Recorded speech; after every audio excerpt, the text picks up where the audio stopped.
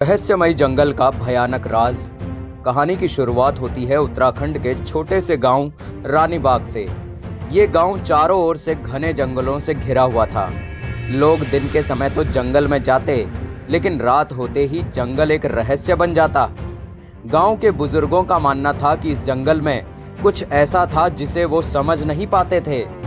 हर गांव वाले ने अपने बुजुर्गों से जंगल की अजीब घटनाओं के बारे में सुना था, लेकिन किसी के पास पक्के सबूत नहीं थे।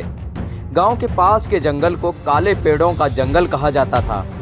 यह नाम इसलिए पड़ा क्योंकि इस जंगल के पेड़ रात में एकदम काले दिखते थे। जंगल में घुसते ही अजीब सी ठंड महसूस होती थी और हवा में एक रहस्यमय खामोशी रहती थी। जब सूरज डूबता तो ऐसा लगता मानो जंगल जीवित हो उठता हो। गांव के लोग इस जंगल के बारे में तरह तरह की कहानियां सुनाते थे।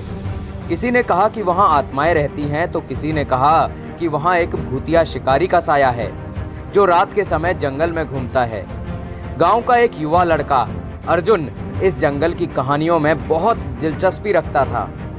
वो साहसी था और डर जैसी भावनाओं से अनजान था। अर्जुन ने ठान लिया था कि वह इस रहस्य का पता लगाएगा। उसने अपने दोस्तों के सामने कई बार कहा था कि वह एक दिन इस जंगल में जाकर खुद सच्चाई जानने की कोशिश करेगा। गांव वालों ने उसे मना किया, लेकिन अर्जुन अपने फैसले पर पूरी तरह से टिका हुआ था। एक दिन अर्जुन ने अपने 3 दोस्तों रवि, सुनील और माया के साथ जंगल जाने की योजना बनाई। वो सभी अपने साथ टॉर्च, कुछ खाना और जरूरी सामान लेकर रात के समय जंगल में प्रवेश करने के लिए तैयार हो गए। जैसे ही वो जंगल के किनारे पर पहुंचे, एक तेज हवा का झोंका आया, मानो जंगल ने उन्हें चेतावनी दी हो। लेकिन उनकी जिज्ञासा इतनी बढ़ चुकी थी कि वो उस चेतावनी को नजरअंदाज करते हुए जंगल के अंदर चले गए। जंगल के अंदर घुसते ही उन्हें पेड़ों के बीच से एक अजीब सी आवाज सुनाई दी, जैसे कोई दूर से कराह रहा हो। अर्जुन ने कहा, शायद हवा की आवाज है, चिंता मत करो।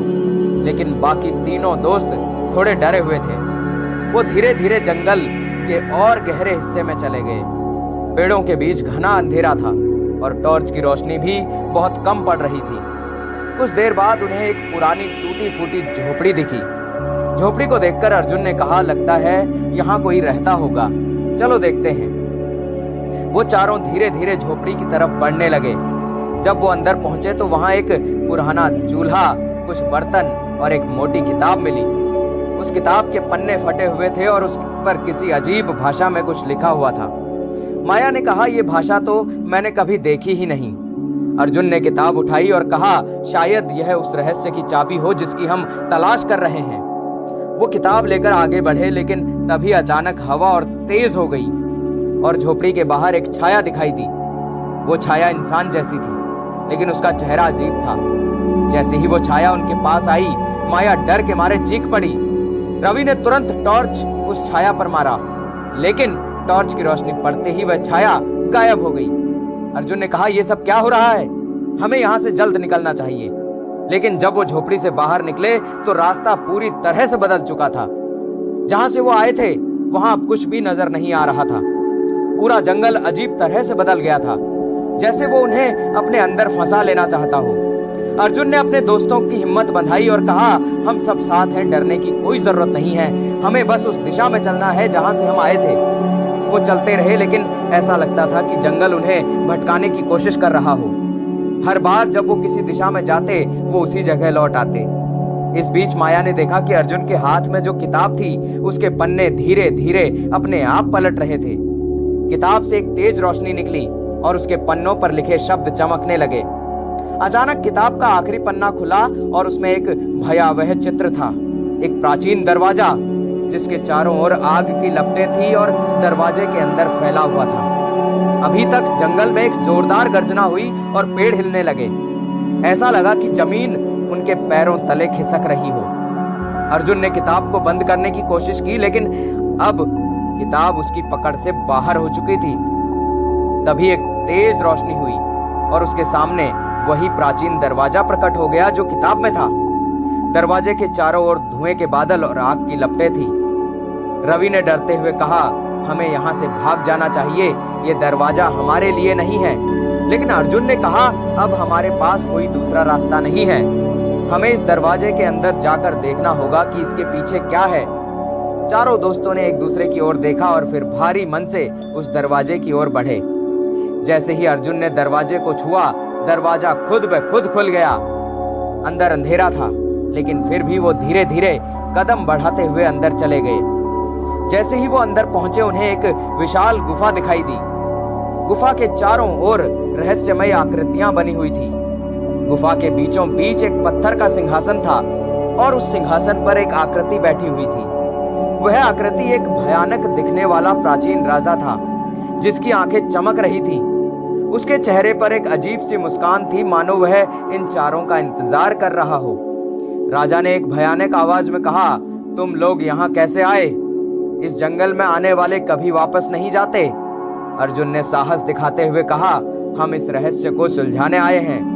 तुम कौन हो और इस जंगल के पीछे क्या राज है? राजा ने हंसते हुए कहा, मैं इस जंगल का मालिक हूँ। सदियों से मैं यहाँ पर फंसा हुआ हूँ और जो भी यहाँ आता है उसे मैं अपनी दुनिया में कैद कर लेता हूँ। तुमने मेरे दरवाजे को खोलकर अपनी नियति खुद लिख दी है। अब तुम भी यहाँ से कभी बाहर नहीं जा सकोगे। यह सुनकर चारों के चेहरे पर डर की लहर दौड़ पई।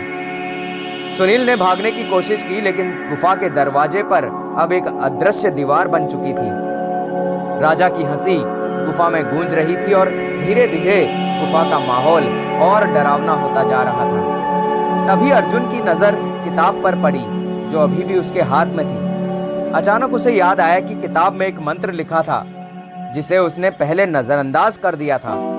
वह मंत्र राजा को कैद करने के लिए था।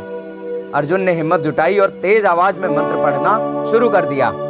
जैसे ही उसने मंत्र पढ़ा, राजा की आंखों में डर की लहर दौड़ गई। वह अर्जुन की ओर बढ़ने की कोशिश कर रहा था, लेकिन मंत्र की ताकत ने उसे रोक दिया। कुछ ही पलों में राजा गायब हो गया और उसके साथ ही गुफा भी ढहने लगी। अर्जुन और उसके दोस्त तेजी से भागे और गुफा के बाहर निकल गए। गुफा का दरवाजा पूरी तरह से बंद हो चुका था और जंगल पहले जैसा शांत हो गया था।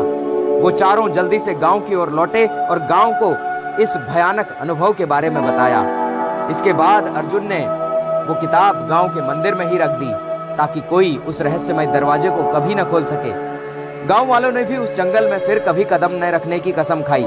लेकिन उस जंगल के रहस्य और राजा की कहानी हमेशा के लिए गांव वालों की याद में रह गई। और अर्जुन वो एक नया आदमी था, जिसने अपने साहस और बुद्धिमान से न सिर्फ खुद को बल्कि अपने दोस्तों को भी एक भयानक मौत से बचाया था। लेकिन वो किताब अब भी गांव के मंदिर में पड़ी थी और उसकी आखिरी पंक्ति अब भी चमक रही थी, जो इसे पढ़ेगा वही इसे खोलेगा।